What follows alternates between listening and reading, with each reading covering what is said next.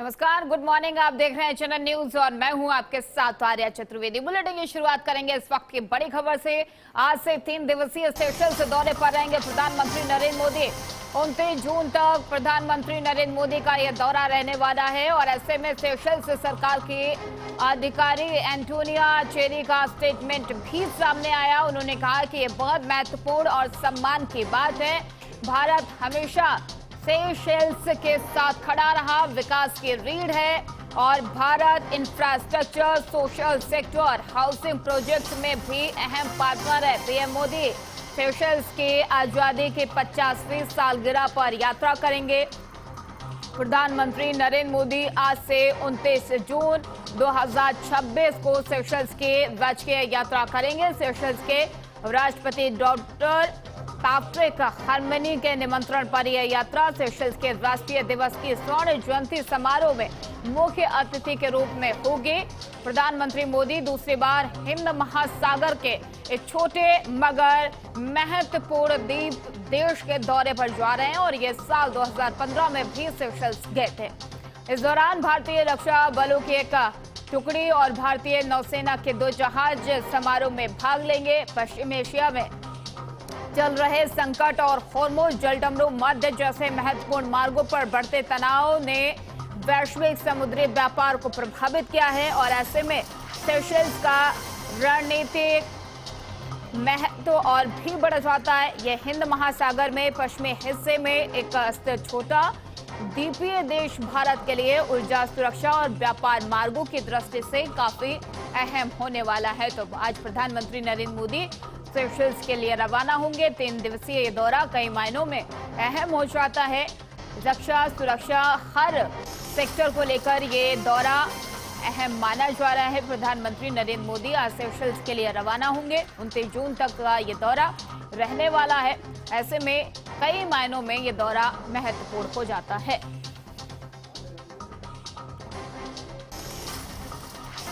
और उधर मुख्यमंत्री योगी आदित्यनाथ आज गौतम बुद्ध नगर का दौरा करेंगे। दोपहर बाद सीएम योगी ग्रेटर नोएडा पहुंचेंगे, परियोजनाओं का उद्घाटन और शिलान्यास करेंगे। इलेक्ट्रॉनिक मैन्युफैक्चरिंग की परियोजनाएं हैं। नोएडा प्राधिकरण के नए मुख्यालय का भी उद्घाटन करेंगे। दौरे को लेकर जिला प्रशासन और पुलिस अलर्ट मोड पर है।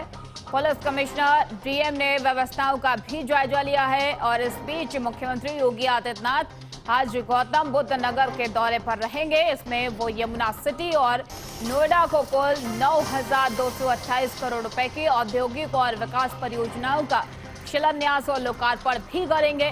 सबसे पहले वो जेवर स्थित नोएडा इंटरनेशनल एयरपोर्ट पहुंचेंगे। इसके बाद यमुना एक्सप्रेसवे औद्योगिक विकास प्राधिकरण क्षेत्र में 6,750 करोड़ रुपए के निवेश वाली 2 इलेक्ट्रॉनिक्स विनिर्माण इकाइयों का शिलान्यास करेंगे। बाद में नोएडा में 2,478 करोड़ रुपए के 70 विकास परियोजनाओं का लोकार्पण और शिलान्यास करेंगे।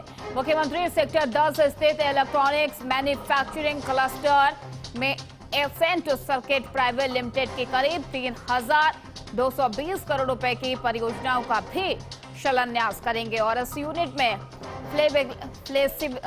पीसीबी आपको बता दें कि high density inter connected PCB और सेमीकंडक्टर सबस्ट्रेट का निर्माण भी होगा। इसके बाद सेक्टर 8 में अंबर इंटरप्राइजेज इंडिया लिमिटेड की करीब 3,532 करोड़ रुपए की परियोजनाओं की आधारशिला रखी जाएगी और इसके साथ ही 100 एकड़ में बनने वाले इस यूनिट में कॉपर, फ्लैट वो सहित तमाम कंपनियां भी शामिल होने वाली हैं। और इस खबर पर अधिक जानकारी के साथ हमारे संवाददाता रमेश परिहार हमारे साथ लाइव जुड़ चुके हैं। रमेश, सीएम योगी आदित्यनाथ का आज नोएडा दौरा है, क्या कुछ तैयारियां की गई हैं और क्या कहां के लिए ये दौरा रहेगा नोएडा के और आसपास? रमेश, देखिए, सबसे पहले दौरा जो है वो ग्रेटर नोएडा की 2 इलेक्ट्रॉनिक्स कंपनी है जो कि अंबर और एसेंट नाम की कंपनी है। इनके खुद के 2 यूनिट है। इन यूनिटों का योगी आदित्यनाथ द्वारा उद्घाटन किया जाएगा। उसके बाद फिर सेक्टर 8 स्थित सेलर कंपनी है जो कि सोलर प्लांट की कंपनी है, वो उसका उद्घाटन किया जाएगा और इसके बाद फिर नोएडा के अंदर आके नोएडा के जो मुख्य कार्यालय यानी कि नोएडा प्राधिकरण का जो मुख्य कार्यालय नया भवन है उसका उद्घाटन किया जाएगा 478 करोड़ रुपए की ये परियोजना है, जो कि नोएडा के अंदर लोगों को फायदा मिलेगा। 70 परियोजनाएं हैं जिनका उद्घाटन योगी आदित्यनाथ के द्वारा आज किया जाएगा।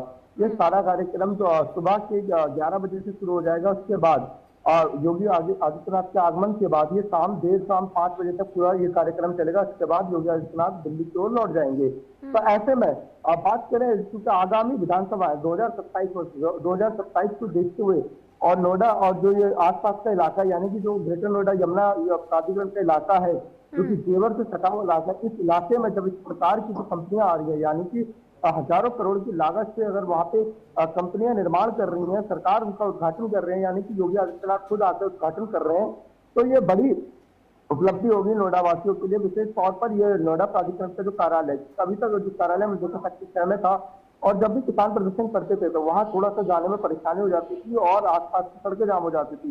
ऐसे में अब नोएडा सेक्टर 96 में नया भवन बना, करोड़ों की लागत से बना है, साथ ही साथ उसके और 70 ऐसी जो योजना है उनका भी लॉन्च किया जा रहा है, उनका भी उद्घाटन किया जा रहा है, जो कि जन विकास में भागीदार होंगे। तो आर्या देखिए बहुत महत्वपूर्ण होता है ये दौरा योगी आदित्यनाथ का। लगातार प्रशासन के द्वारा पूरी तैयारी की गई है पूरे जिले के अंदर, जिसे ग्रेटर नोएडा यमुना प्राधिकरण के रास्ते होते हुए फिर यहाँ पे नोएडा के अंदर कार्यक्रम, यानी कि अगर पूरे जिले गौतम बुद्ध नगर में योगी आदित्यनाथ के कार्यक्रम है, यमुना प्राधिकरण में सेक्टर 10 में कार्यक्रम, उसके बाद सेक्टर 8 में कार्यक्रम, फिर नोएडा के अथॉरिटी कार्यालय सेक्टर 96 में 70 परियोजनाओं को, जो कि 2478 करोड़ रुपए की योजना है, इनका उद्घाटन योगी आदित्यनाथ के द्वारा किया जाएगा। तो आ रहे हैं ऐसे में इन परियोजनाओं का सीधा फायदा यहाँ के जो आम निवासी हैं उनको मिलेगा, और जो आसपास के लोग हैं उनको मिलेगा। जो आसपास के डिस्ट्रिक्ट के लोग हैं, चाहे वो अलीगढ़ हो, चाहे वो बुलंदशहर हो, चाहे वो कटरा हो, या फिर गाजियाबाद हो, तो आसपास के जो जिले हैं पश्चिमी उत्तर प्रदेश के, उनको सीधा फायदा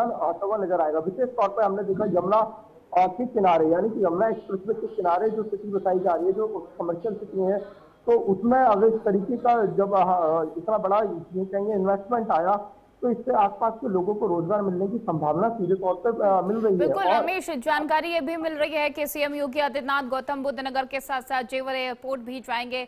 वहां क्यों जाना होगा, क्या कुछ जानकारी मिल पा रही है, क्या कोई अपडेट रमेश? अरे देखिए, अभी आधिकारिक पुष्टि नहीं है एयरपोर्ट जाने की। हालांकि कयास लगाए जा रहे हैं कि योगी आदित्यनाथ एयरपोर्ट जा सकते हैं और वो देख सकते हैं, लेकिन ऐसे अभी अधिकारिक पुष्टि नहीं है। प्रशासन की तरफ से ऐसी पुष्टि नहीं की गई है कि योगी आदित्यनाथ एयरपोर्ट जाएंगे। लेकिन हालांकि यमुना एक्सप्रेसवे का जो इलाका है, जहाँ पे ये कार्यक्रम हो रहा है यमुना प्राधिकरण के सेक्टर 10, वहां से नजदीक में ही फिल्म सिटी है, जो कि प्रस्तावित फिल्म सिटी है, जिसका भी निर्माण होगा, वहां पे नजदीक में ही फिल्म सिटी है और एयरपोर्ट है, साथ ही साथ इंडस्ट्रियल एरिया है। तो यानी कि जो इतना वहां पे निर्माण हुआ है, इससे आसपास के जो इलाके के लोग हैं वो भी काफी खुश नजर आ रहे हैं, क्योंकि उनके क्षेत्र में विशेष तौर पर ये जो नोएडा से जेवर का इलाका है या मथुरा के बीच के इलाके की बात करें, यहाँ पे डेवलपमेंट की अभी कमी थी।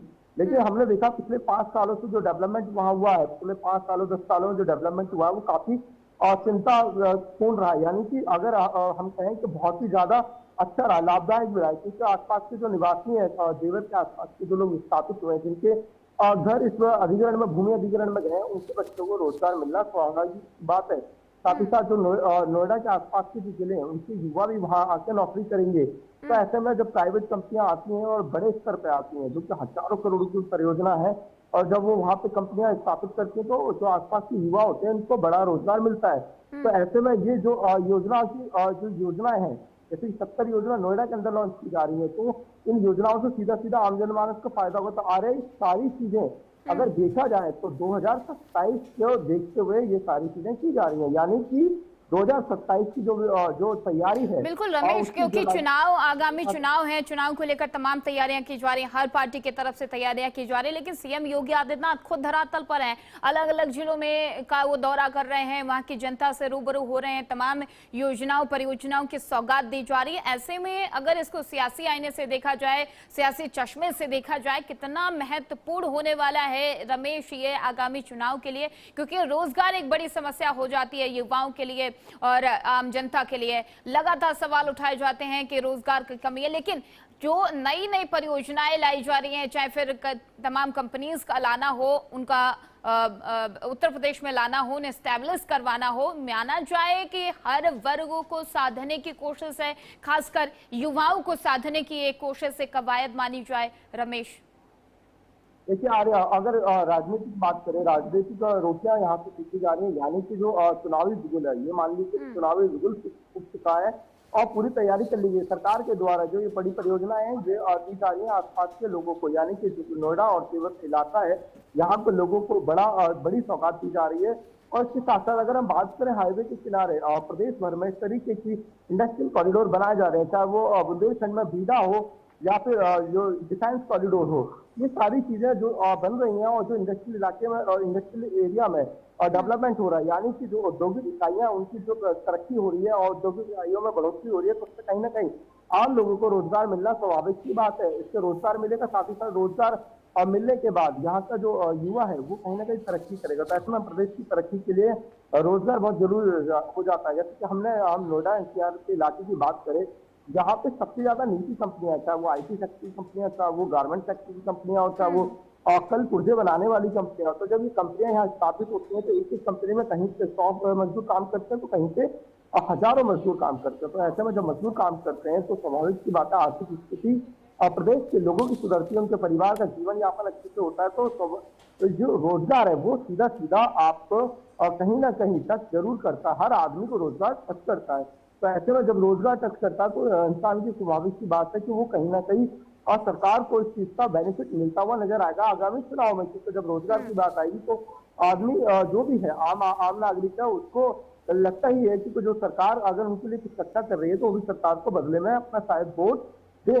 तो आर्य विशेष तौर पर अगर हमने बात करी राजनीतिक तौर पर बड़े मायने रखते हैं और इस तरीके की जो परियोजनाएं हैं, जैसा आज योगी आदित्यनाथ का दौरा है, ये बहुत मायने रखता है। उत्तर प्रदेश के साथ साथ पश्चिमी उत्तर प्रदेश में हम देख रहे हैं जिस तरीके से सभी की निगाह बनी। अभी इन्होंने भारतीय जनता पार्टी के जो संगठन है, संगठन में भी बदलाव हुआ है और क्षेत्रीय संगठन के जो लोग थे उनको मौका मिला है। यानी कि जैसे यहाँ से नवाब सिंह नागर को पश्चिम उत्तर प्रदेश का अध्यक्ष बनाया गया है, तो ऐसे में यहाँ के जो लोकल नेता है, यानी कि लोकल लीडर है, उनको भी काफी तरक्की मिल रही है और उनको भी बढ़ावा मिल रहा है। तो ऐसे में और सभी लोगों को देखते हुए, टच करते हुए ये दौरा काफी ज्यादा मायने हैं, चाहे वो राजनीतिक दौरा हो, चाहे बिल्कुल रमेश, और ये दौरा कई मायनों में अहम और खास हो जाता है। बहुत बहुत धन्यवाद रमेश तमाम सारी जानकारी देने के लिए।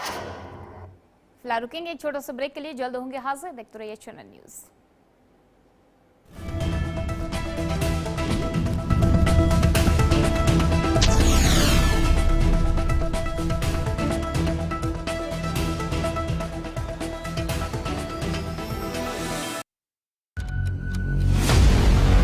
जहां हर ओर गूंजती है जनता की आवाज, गांव की चौपाल हो या सत्ता का दरबार, सियासी आग हो या रिश्तों का जहर, देश के सबसे बड़े सूबे की 5 बड़ी खबर। यूपी बोलता है HNN न्यूज पर सुबह 8 बजे।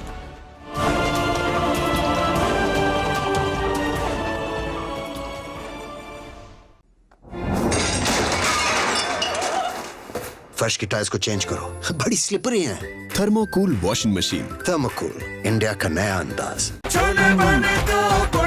गोल्डी छोले मसाले, जहाँ जाएं रिश्ते बनाएं। गोल्डी लाए हैं फ्रेश लॉक टेक्नोलॉजी, जो रखे मसालों को हर समय फ्रेश। देश का दिल, राजनीति का केंद्र और खबरों का सबसे बड़ा मैदान। कानून व्यवस्था हो या चुनावी हलचल, सरकारी फैसले हो या शहरों का बदलाव, पूर्वांचल से लेकर पश्चिमी यूपी तक, योगी राज की हर खबर सबसे पहले और बिल्कुल सटीक।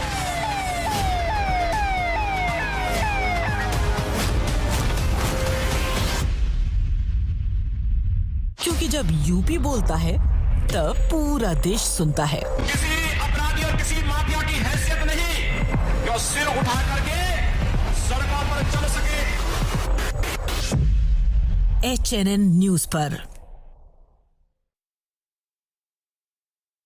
चाहे कितने ही मुश्किल रास्तों पर चलना हो, मजबूत कदमों से हर जंग जीती जा सकती है। और ऐसे मजबूत कदमों के लिए आपको चाहिए doctor ortho acupressure slippers and shoes.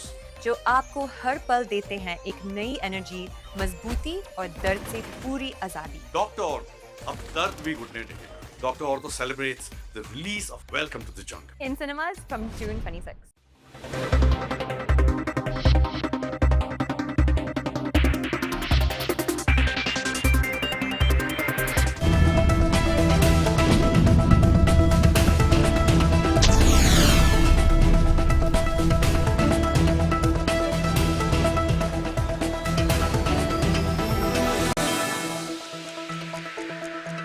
और ब्रेक के बाद एक बार फिर से आप सभी का स्वागत है। चलिए सीधा लिए चलते हैं गोरखपुर, जहां पर सीएम योगी आदित्यनाथ ने जनता दरबार लगाया है।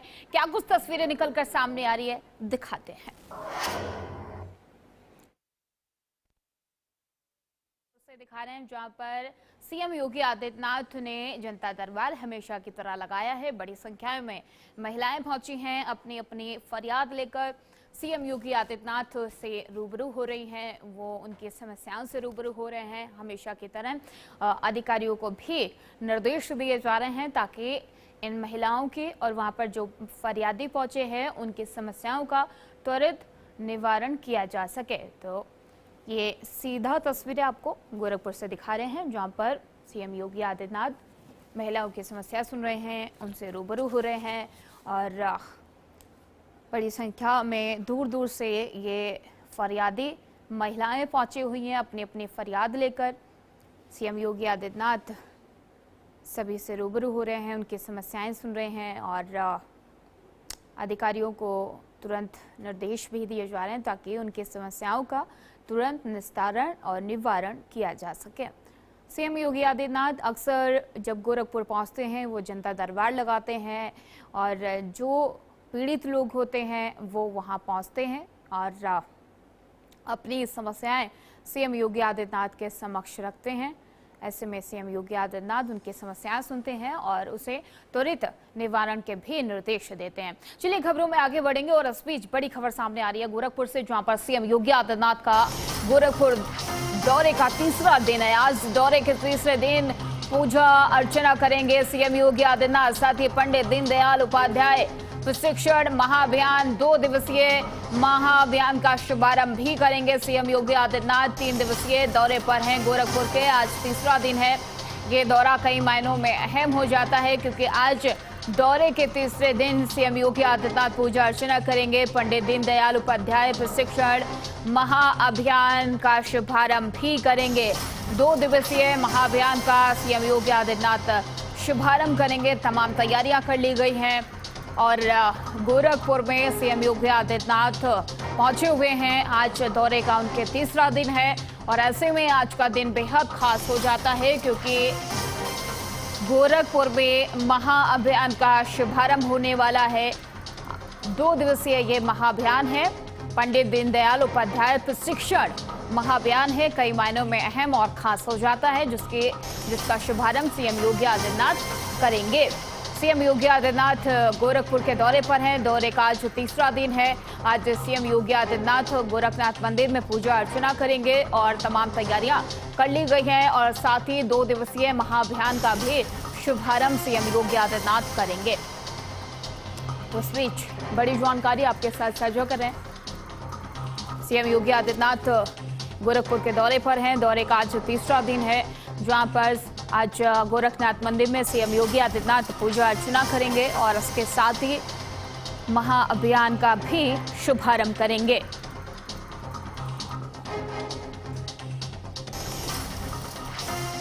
और इस बीच बड़ी खबर का रुख कर लेते हैं। चढ़ावा चोरी के आरोपियों को न्यायिक हिरासत में लिया गया है। सभी 8 आरोपियों को 3 दिन की न्यायिक हिरासत में भेजा गया है। सोमवार को एंटी करप्शन कोर्ट में पेश किया जाएगा। आरोपियों के हिरासत की मांग पुलिस कर सकती है। जांच में कई और लोगों का नाम भी हो सकता है शामिल। तो अयोध्या में राम मंदिर चढ़ावा चोरी, चढ़ावा गबन को लेकर लगातार इस पूरे मामले को लेकर चर्चाएं तेज हैं और दूसरी तरफ जांच भी जारी है। 8 लोगों को इस पूरे मामले में गिरफ्तार भी किया गया है, उन्हें कोर्ट के समक्ष पेश किया गया है। और इस बीच बड़ी जानकारी, आरोपियों के हिरासत की मांग पुलिस कर सकती है। जांच में कई और लोगों का नाम भी शामिल हो सकता है। इस पूरे मामले को लेकर जांच लगातार जारी है, क्योंकि चढ़ावा चोरी के आरोपियों को न्यायिक हिरासत में भेज दिया गया है। 3 दिन की न्यायिक हिरासत में भेजा गया है। सोमवार को एंटी करप्शन कोर्ट में भी इन्हें पेश किया जाएगा। लेकिन राम मंदिर अयोध्या के राम मंदिर में चढ़ावा चोरी, चढ़ावा गबन को लेकर कई और नामों का भी खुलासा हो सकता है, क्योंकि एसआईटी इस पूरे मामले को लेकर जांच पड़ताल कर रही है। विपक्ष लगातार सवाल खड़े कर रहा है। एक के बाद एक तमाम आरोप भी लगाए जा रहे हैं। दूसरी तरफ चंपत राय, अनिल मिश्रा ने भी इस्तीफा दे दिया है और इस पूरे मामले में 8 लोगों को गिरफ्तार किया गया है, जिनके 3 दिन के हिरासत में उन्हें भेजा गया है। सोमवार को उनको एंटी करप्शन कोर्ट में भी पेश किया जाएगा। तो ऐसे में अब देखना यह होगा कि आगे क्या कुछ तस्वीरें निकलकर सामने आती है। आगे देखना यह होगा कि इस पूरे मामले में और कितने नामों का खुलासा हो सकता है, कौन कौन नाम इसमें सामने आ सकते हैं, क्योंकि 8 आरोपियों को न्यायिक हिरासत में 3 दिन के लिए भेज दिया गया है और इनसे जांच की जाएगी। पूरे मामले की जांच लगातार जारी है, पूछताछ की जाएगी। सोमवार को एंटी करप्शन कोर्ट में भी इनको पेश किया जाएगा। तो चढ़ावा चोरी के आरोपियों को न्यायिक हिरासत में भेज दिया गया है। राम मंदिर में चढ़ावा गबन, चढ़ावा चोरी को लेकर लगातार सियासत भी जारी है। इस पूरे मामले ने सियासी मोड़ भी ले लिया है। एक तरफ इस पूरे मामले को लेकर एसआईटी प्रशासन जांच भी कर रही है, लेकिन दूसरे तरफ विपक्ष लगातार सवाल खड़े कर रहा है। चलिए ग्राफिक्स के माध्यम से आपको समझा देते हैं कि राम मंदिर चढ़ावा चोरी में शामिल 8 आरोपी गिरफ्तार कर लिए गए। रमाशंकर यादव और फटिन्नू चंपत राय का करीबी था, श्रद्धालुओं की सुविधा पर ध्यान और प्रबंधक की भूमिका निभाता था। दूसरा व्यक्ति सुभाष चंद्र श्रीवास्तव, रिटायर्ड बैंक कर्मी, कैश काउंटिंग इंचार्ज था। Lavkush Mishra cash counting team में शामिल, घर से 10 लाख रुपए बरामद किए गए थे और ये वो नाम हैं जिनको गिरफ्तार किया गया है। अनुकल्प मिश्रा, लवकुश मिश्रा का साला, चढ़ावा गिनने का काम और 2 साल से ये पूरा मामला जारी था। ऐसे में ये वो नामों का हम जिक्र कर रहे हैं जिनको अभी तक गिरफ्तार किया गया है। मनीष यादव, चढ़ावे में चढ़ाए नकली नोटों को छांटना, अलग करना, तो ऐसे होती थी इस पूरे मामले में चोरी।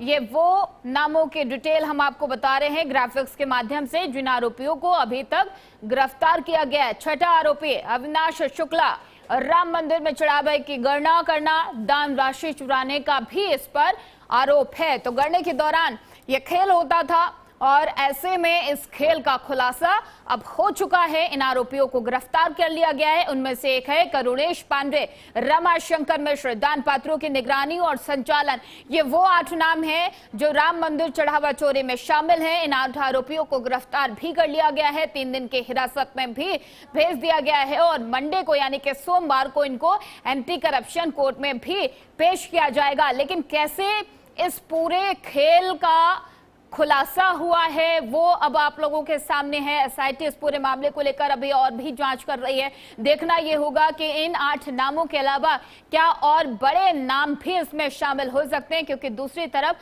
चंपत राय ने भी इस्तीफा दे दिया है। कहा यह जा रहा है कि उन पर दबाव बन रहा था, दबाव के चलते उन्होंने इस्तीफा दिया है। लेकिन अब देखना यह होगा कि आगे क्या कुछ सामने तस्वीरें निकलकर सामने आती हैं।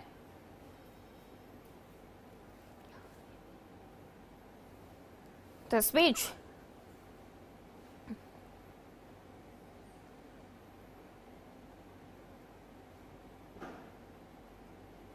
चलिए चलते चलते एक नजर डालते हैं मौसम पर।